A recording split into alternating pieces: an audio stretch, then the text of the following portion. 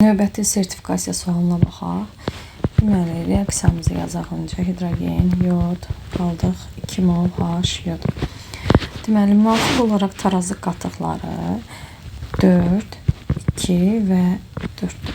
Daha sonra hidrogenə 2, yoda X, H yoda 0 mol əlavə edilir. Demək, hidrogenə 2, yəni oldu 6, yoda X, yəni 2 plus X olur. H yoda isə toxunmuruq. İndi əgər əlavə edilən hidrogenin 50% sərf olunduqdan sonra tarazlıq yaranırsa, X-in molunu hesablayın.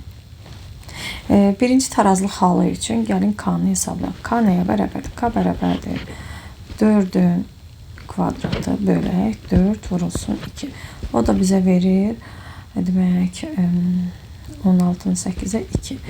İkinci halda da bizə, demək, K2-ni verməlidir. Və əlavə edilən hidrogen 50% sərf olunur. Onda yazırıq ki, BST qeyd edək. Axı bura plus 2 olmuşdu. Bunun 50% sərf olunursa, yəni 1 mol hidrogendən sərf olunur. 1 mol hidrogen sərf olunursa, 1 mol da yod sərf olunacaq və H yodun 2 dəfə artıq əmələ gələcək. Əvvəldə də 4 var idi axı. Üstə gəlsin 4. Yoda isə yazırıq. Deməli, 2 plus X minus 1 bizə verəcək 1 plus X. Hidrogenə isə sonda yazırıq 6 minus 1, yəni 5. İndi yazırıq ki, K bərabərdir 2-yə, o da bərabərdir 2 plus 4 kvadratı bölək 5 vurulsun 1 plus X.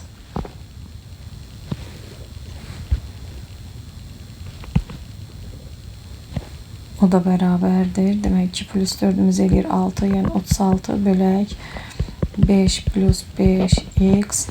Buradan da alacağıq. Demək 10.